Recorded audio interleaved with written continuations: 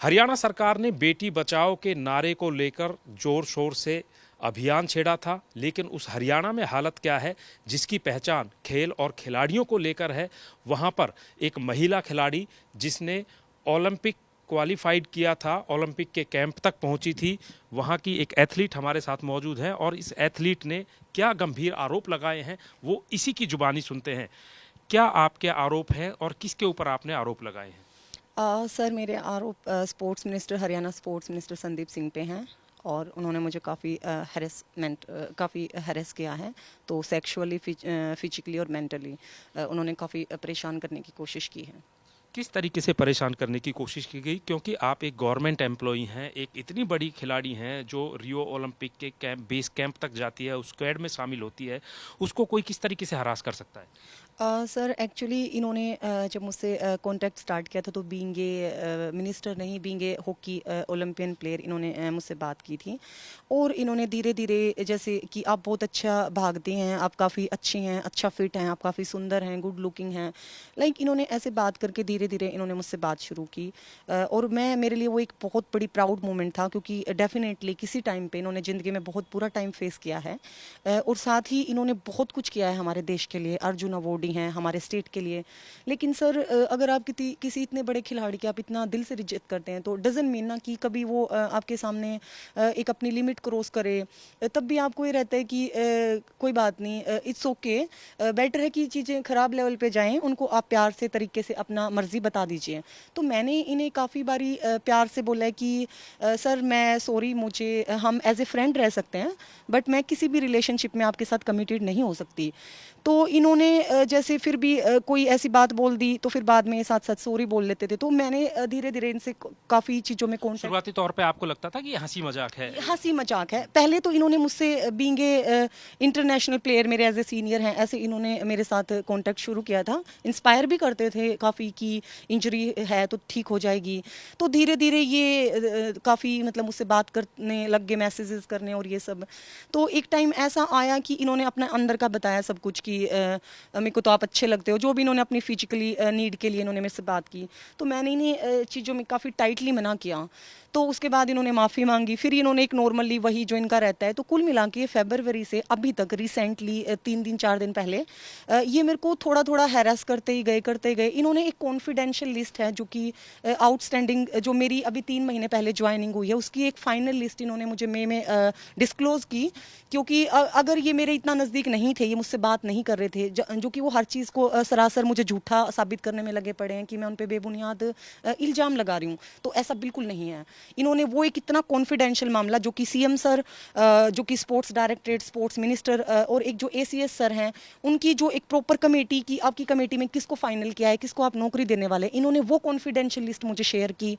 यहाँ तक कि देखो, मैं आपकी फ़िक्र करता हूँ और मैं आपके लिए सारी चीज़ें करता हूँ।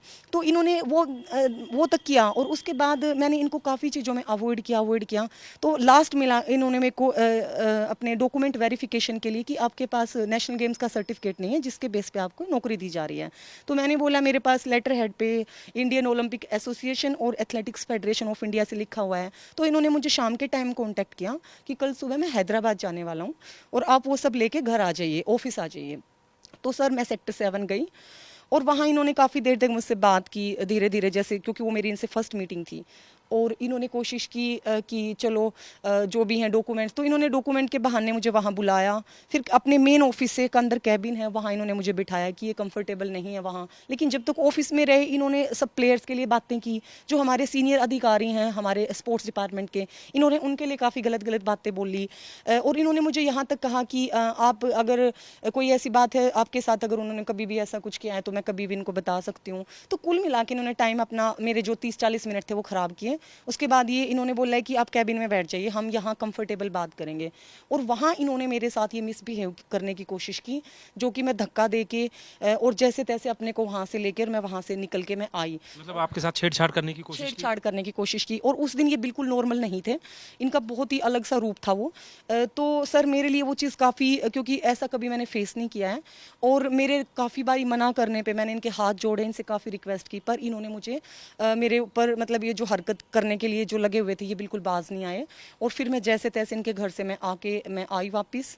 और जी, ये भी कहा गया कि शायद कपड़े भी फाड़ने की कोशिश की, कुछ इस तरह का वाकया हुआ वहाँ? जी सर, ऐसा था। मैंने एक ऑरेंज कलर का टॉप सा पहना हुआ था, वो थोड़ा सा क्योंकि वो मौसम गर्मी से टाइप में था, तो इन्होंने वो खिंचातानी जो भी इन्होंने किया, वो स्ट्रेचेबल जो कपड़े होते हैं वो पूरा नीचे तक गया, और वो जैसे तैसे मैं वो उसको पकड़ के और मैं निकली वहाँ से। तो वहाँ पर काफ़ी लोग होंगे, कि आपने वहाँ किसी को ये बताने की कोशिश की कि इस तरह का व्यवहार किया है मंत्री ने? सर शाम का टाइम था, काफ़ी लोग नहीं थे, और इनके स्टाफ के एक दो गार्ड थे और एक दो और लोग थे इनके जो अंदर ऑफिस की साइड बैठते हैं, शायद एक इनका कुक भी था। तो वो लोग डेफिनेटली थे और वो जानते थे, क्योंकि वहाँ पे इन्होंने बोला कि जोर से बात मत करो, चिल्लाओ मत, थोड़ा आराम से बात करो, तुम चिल्लाओगी नहीं, धीरे बात करो, कोई सुन लेगा। लेकिन मैंने काफ़ी तेज़ तेज़ बातें की अंदर, और मैंने इन्हें ये भी बोला कि या तो मुझे जाने दो, मैं चिल्लाऊंगी। तो इन्होंने मुझे कहा कि चिल्लाओ, सब अपने ही है यहाँ पे। और उस टाइम पीरियड के बाद हैरानी की बात यह है कि इतने टाइम तक कोई अंदर नहीं गया, और मैं जैसे ही बाहर निकल के मैं आई तो मैंने उनको देखा, तो वो बैठ के मेरा कुछ सुनने या अंदर जाने की बजाय हंस रहे थे मेरे पे एक स्माइलिंग फेस के साथ।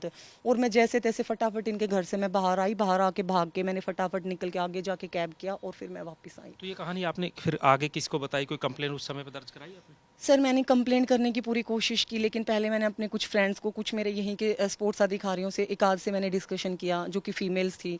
उन्होंने मुझे यही बोला है कि आप मंत्री के अगेंस्ट ना जाएं, चुप रहें, आपने आपका पूरा करियर है, और ये जो भी एक नॉर्मल से लोग एक सजेशन देंगे। और वही बात है, शायद किसी मोड़ पे मुझे लगता है कि जितना मैं परेशान हो रही हूँ, हैरेस हो रही हूँ, कुछ हद तक वो लोग सही थे, लेकिन आप कितने टाइम तक आप चुप रहेंगे?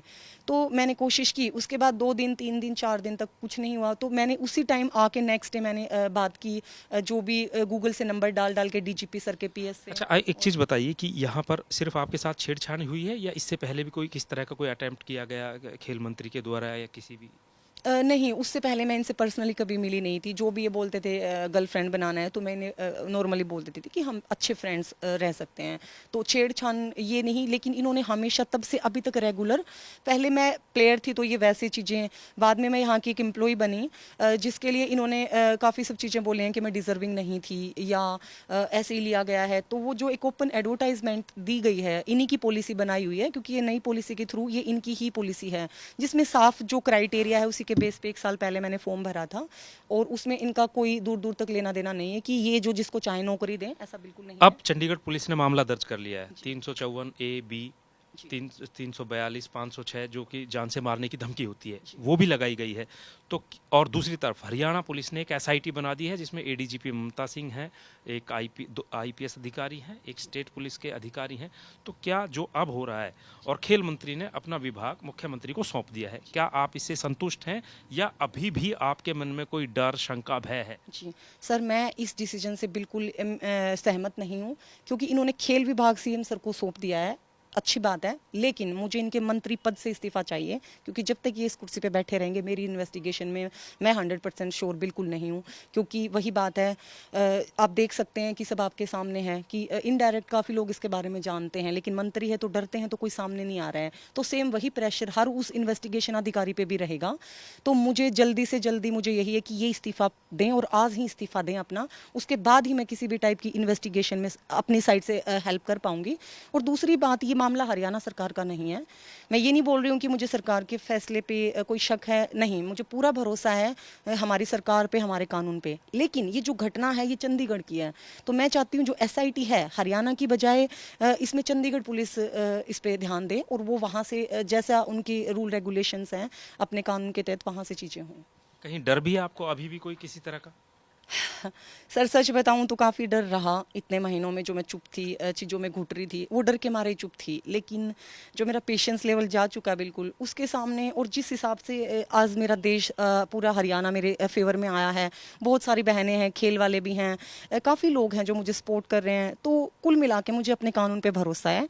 रही बात अनिल वी सर से मिलने के बाद, उन्होंने पूर्ण आश्वासन दिया है कि आप हमारी बेटी, और हमने हमेशा, जब ये खेल मंत्री थे तब से लेके इन्होंने हमेशा साथ दिया है, और वो हेल्प करेंगे। उन्होंने पूरा आश्वासन दिया है मुझे कि अन्याय के खिलाफ पूरी कड़ी से कड़ी कार्रवाई होगी, और इनको अपना इस्तीफा भी देना पड़ेगा, और जो भी है निष्पक्ष जांच होगी। जी।